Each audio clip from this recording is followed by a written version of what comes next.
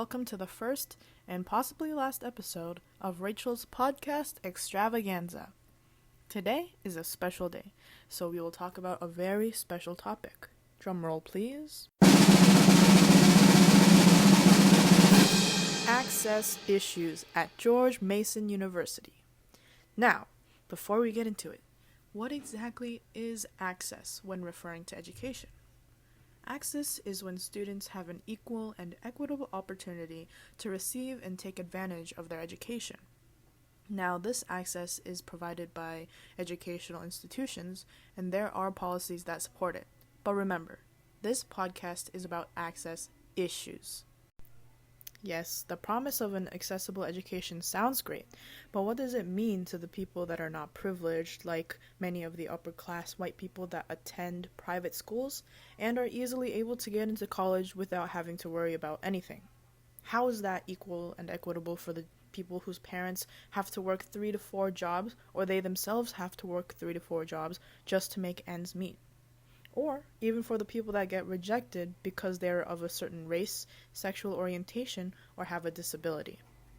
There are so many factors that can determine someone's access to education, and today I will be talking about one specific factor: people with physical and mental disabilities.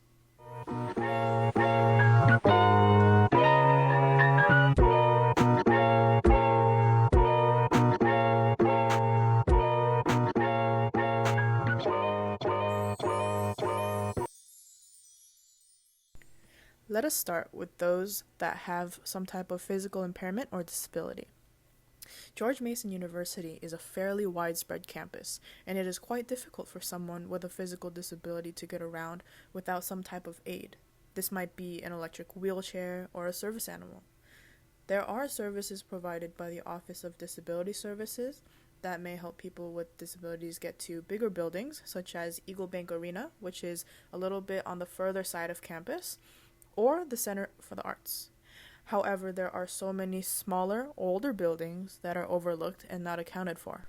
For example, the Commons of George Mason are a group of older buildings in the middle of campus that are designated for the Honors College students. However, since these buildings are old, they do not have elevators. This means that people with an impairment or disability cannot walk up these stairs and therefore are unable to live in the Commons and be able to live in the same environment as the others in the Honors College. And that is quite contradictory because there are larger bathroom stalls on the 3rd floor, and the origin of these larger bathroom stalls are meant to fit wheelchairs in. But there's no way for the people that need to use these stalls can get up to the bathroom on the 3rd floor in the first place. How ironic. Another access issue, not entirely directly related to education, would be the lack of manners, rules, and respect in public spaces, such as Southside Dining Hall. There are designated tables for people with disabilities right at the entrance of the dining hall, but I have never seen someone that really needs it use it. Why? There are always groups of able-bodied college students sitting there because it's comfortable, it's close to the entrance, and the tables are pretty big, which allows their big friend groups to sit and eat together. But that is exactly why they should not be there. The people with disabilities actually need that space to be comfortable and eat without having to be in a crowded area where it is harder to move. Those people get anxious around big crowds or get sensory overload when there are too many people and too many noises. Like I said, this doesn't directly impact their education, but it does impact them by bringing stress. And if they are lacking in nutrition, then it definitely does not help in their learning experience or just their living experience overall at Mason. Other than the access issues in older buildings and human incompetence in public spaces, there are other issues at hand. So let's move on to the access issues concerning people with mental impairments, which include psychological disorders and mental illnesses.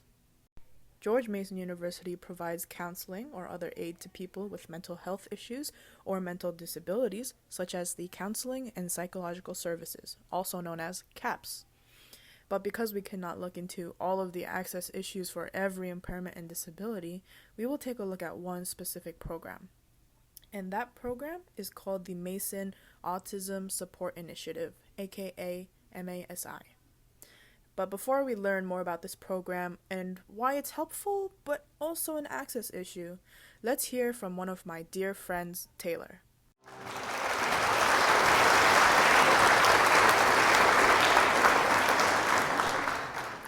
Hi Taylor, I have brought you here as a guest to hear your opinions, so could you please introduce yourself? Hi Rachel, I'm Taylor, I'm a freshman here, and I am on the autism spectrum. Cool, so I'm going to go straight into it. So Taylor, is there any instances where having autism made it harder to learn or focus in class or just get like the education you deserve? So would you say just in high school or in college so far? I would say all of your education that you've had so far. Okay. I didn't really have any diagnoses until I was in maybe junior year of high school. And so by then I didn't have any accommodations, and it's a long process to even get accommodations. I was able to get like extra time on exams, and I have a deadline extension. But I know a lot of other students who don't have accommodations, even if they are diagnosed, because it's such a struggle to get through the system. In college, I did get to carry them over with me, but I feel like sometimes you have to go out of your way to make it apparent that you need them, which can be a little, I feel it's just annoying, and I feel like it's unfair sometimes, especially like if I want to use my deadline extension, I have to give them a notice, but the whole point of the extension is because something came up or I am just physically or mentally unable to complete something, and I usually don't plan that. Definitely. So specifically for George Mason, how can you recall any ways that Mason has helped you, just like be able to learn better, I guess? I have my, I guess, sort of advisor. His name's Jeff. Jeff is really great. He was the one who allowed me to have a lot of outreach and to actually know what I have my rights to. Certain teachers are definitely just more accommodating than others, so it's really just a personal thing. I appreciate it when other people don't just look at your list and say, oh, well, you didn't do this, so I can't help you out, but acknowledge the fact that it's there for a reason. I've had my criminology professor this semester. He was really great. I had an honors professor last semester who also was really understanding and didn't really ask questions because they knew, this is my piece of paper. I obviously have something going on, and I'm going to help you through it. That is great. I'm so glad there's, people that are understanding. So another question. Do you know about the Mason Autism Support Initiative?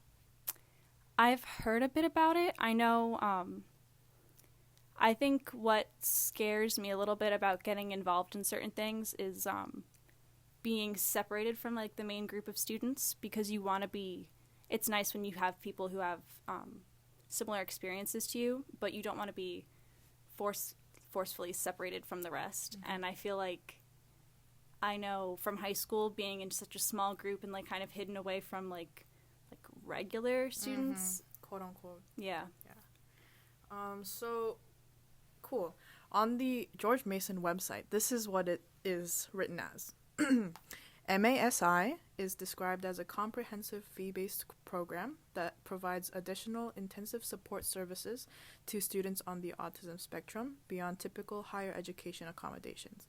MASI uses a team-based approach to assist students in achieving their goals in college. So just based off of that, would you say it sounds like a good program?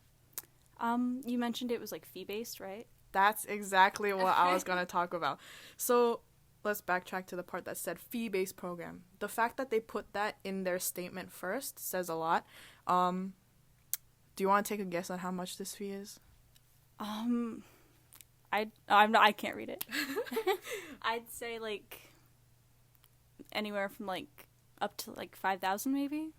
This fee is roughly $7,225.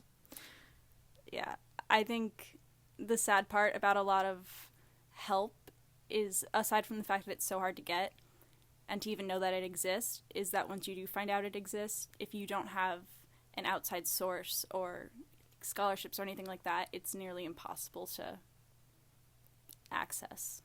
Yeah, and even before you get the luxury to pay this fee, you have to be interviewed after submitting the application. And this doesn't even include like the application fee or the down payment, and the down payment's another like $400. And so wouldn't you say that at George Mason, this fee is almost a semester's worth of tuition for the students that get financial aid? I think it frustrates me a lot, especially just having to prove so many things, and I think especially just getting a diagnosis in general, especially for women or people who identify as females, it's so much harder to even be acknowledged, not just with autism, but ADHD or any other disability, because there's just not enough research for us and there's not enough attention to us. And so having to prove, like, already getting a diagnosis and then having to prove again, hey, I deserve help, it just doesn't seem fair. Yeah, so this is a major obstacle for students that have autism and need support, but are not able to pay for the program. I find that to be, like, preposterously unacceptable. Like, having to pay thousands of dollars to get, like, quote-unquote, an equal education, for the lack of a better phrase. So now that you and the audience know about the MASI initiative, do you think personally, like, you would ever apply for the program? I know I looked at it when I was first getting ready to leave high school, because I did come from a special education high school that encouraged us to look out for programs that we could continue on. I think at my point right now and how the program is working right now, I would not apply for it, because I don't think it would actually benefit me, and I don't think it's worth having to spend money. Like, you're already in college, like, it's not worth it. Right. So thank you for your honest answer so far, and thank you for your time, Taylor. Thank you, Rachel.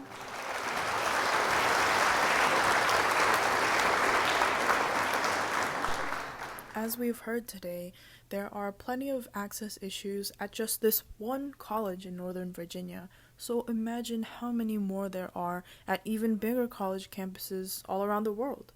It is difficult to narrow down these issues and create an even playing field for all people, but it is a challenge that we as humans should be willing to take up, whether that is volunteering as a guide at your own Office of Disability Services, or just simply asking someone that looks like they are in distress if they need help. Our actions may not defeat the overarching systematic prejudices and discrimination against those who are not privileged and quote-unquote normal, but they mean something to those we help.